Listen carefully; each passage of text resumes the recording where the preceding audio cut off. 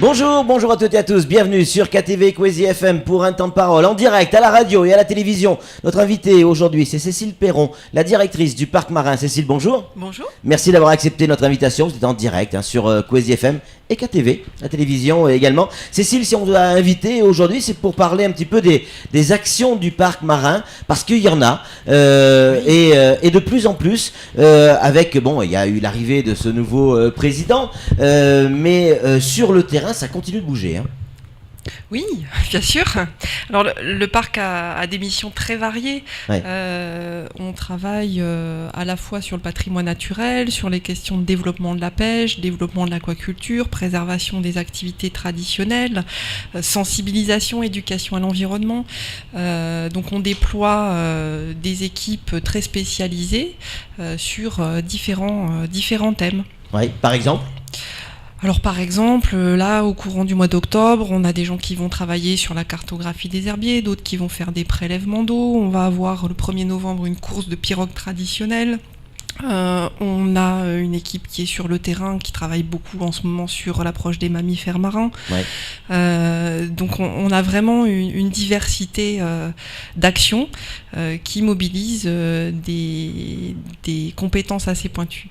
L'approche des mammifères marins, vous venez d'en parler, comment ça se passe ? C'est un système de contrôle actuellement sur le lagon ? Alors, vous avez entendu parler, hein, oui. On a mis en place une formation des professionnels, des conférences grand public pour, dans un premier temps, informer, former. Les professionnels ont signé une charte d'approche avec des bonnes pratiques sur lesquelles on est tous... on s'en est fait les coups, on s'est tous mis d'accord, tout à fait.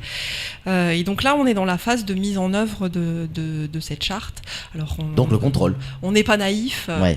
C'est pas une baguette magique la charte, ouais. On s'attendait pas à ce qu'instantanément tout le monde adopte des pratiques respectueuses. Donc on a l'équipe maire du parc, 7 agents ont été présents sur le terrain au mois de septembre, 20 jours au total, donc à la fois sur le littoral et en mer, 11 ouais. jours de mer, donc 4 le week-end, parce qu'il y a beaucoup de gens qui sont sur l'approche des mammifères marins le week-end, et observent les pratiques. Alors, il y a des évolutions, il y a des changements de comportement de la part des opérateurs, mais il y a aussi... On le sent, ça ? Oui, on le ressent. Donc notamment les professionnels jouent le jeu. Notamment dans la coordination entre eux sur les approches. Oui. C'est plus chacun pour soi et je te monte dessus oui. Et je monte sur la baleine. Oui. On a quand même une organisation qui se met en place entre eux. Et puis, par contre, on a toujours des attitudes qui sont un petit peu à l'écart de la charte. Et donc là, notre travail, dans un premier temps, c'est de rappeler les engagements que les uns et les autres ont pu prendre. Est-ce qu'il peut y avoir des sanctions contre ceux qui ne respectent pas la charte ? La charte, pour l'instant, elle n'a pas de caractère réglementaire, ouais. Donc on ne peut pas sanctionner au sens administratif ou pénal du terme. Mais c'est une première étape, c'est quelque chose qui s'inscrit dans une démarche d'amélioration continue. On a prévu cette année la charte, on voudrait aller vers une labellisation, donc avec comme sanction le retrait du label, qui serait évidemment pas donné à tous, mais seulement à ceux qui auront prouvé qu'ils sont capables de respecter les dispositions de la charte. Et puis on travaille aussi avec le ministère sur la mise en place d'une licence. Donc voilà, pour l'instant, on ne peut pas faire réellement de contrôle sur l'application de la charte, mais seulement sur l'application de la réglementation existante antérieure à la charte. Alors Cécile, les professionnels, c'est une chose, mais les professionnels, c'est quoi, une dizaine de bateaux, à peu près ? Donc là, il y a 7 opérateurs qui ont signé la charte sur 8 qui sont présents sur l'île. Par contre, les particuliers, et quand on les met bout à bout, ça fait beaucoup de bateaux. Est-ce que eux respectent cette charte ? Est-ce qu'ils sont soumis à cette charte ? Alors, on a sorti aussi une charte pour les plaisanciers. Il y a une centaine de plaisanciers qui l'ont signée à ce jour, surtout à l'issue des conférences et puis au sein des associations de plaisanciers qu'on est allé rencontrer. Ouais. Donc, on continue à promouvoir la signature de cette charte sur les pontons et sur l'eau auprès des plaisanciers. Et puis, on est aussi dans la phase d'observation des pratiques, essayer de voir si ça change de ce point de vue-là aussi. Est-ce que ça a eu, c'est peut-être un peu tôt pour en parler, mais selon vous, est-ce que ça a déjà des effets sur les mammifères ? Alors ça, ce sera pas possible à évaluer dans ces termes-là, parce qu'il y a énormément de paramètres qui influent sur la venue et sur le bien-être des baleines, pas seulement la pression liée à l'observation.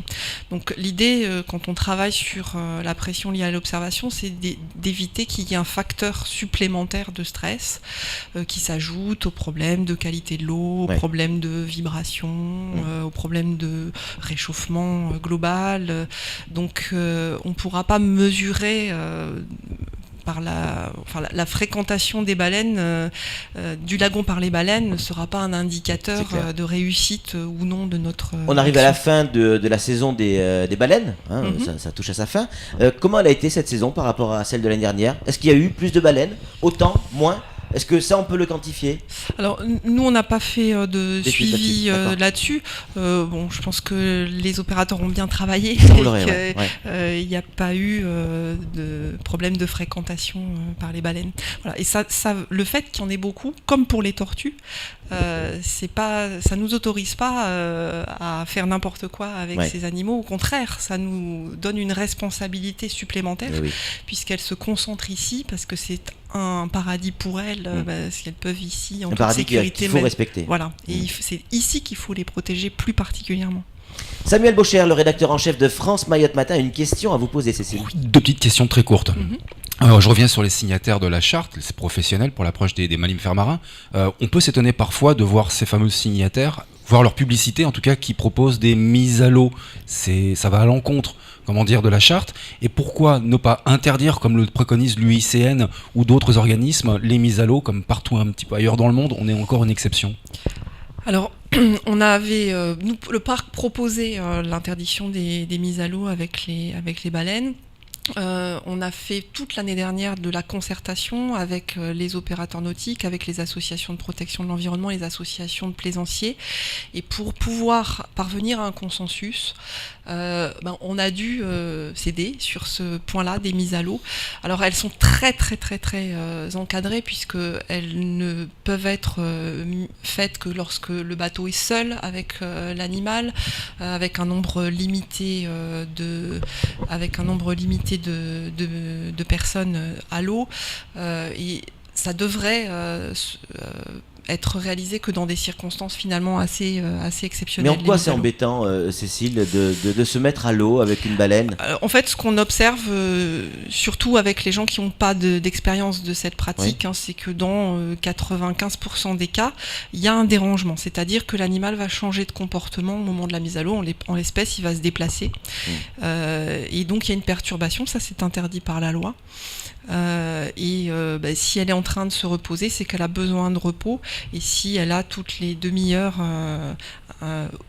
l'obligation de se déplacer parce qu'il y a un paquet de baigneurs qui s'approche, elle est perturbée. Donc à ce jour, la mise à l'eau reste possible, mais extrêmement encadrée. Extrêmement encadrée, et avec des professionnels qui ont été formés à l'approche et qui vont savoir comment la pratiquer. Sam. Il y a des études qui ont été menées notamment il y a quelques années par Jérémy Kishka sur la fréquentation des jet skis auprès des mammifères marins. Il révélait grosso modo que ça perturbait véritablement au niveau des vibrations, du son, des turbines, les mammifères. Il y avait des mesures qui avaient été prises avec des couloirs mis en place par la préfecture. Est-ce que ça c'est toujours en place ? Parce qu'on les voit, les jet skis, ça fonce de tous les côtés. Alors les jet skis, c'était justement à l'ordre du jour du précédent conseil de gestion. On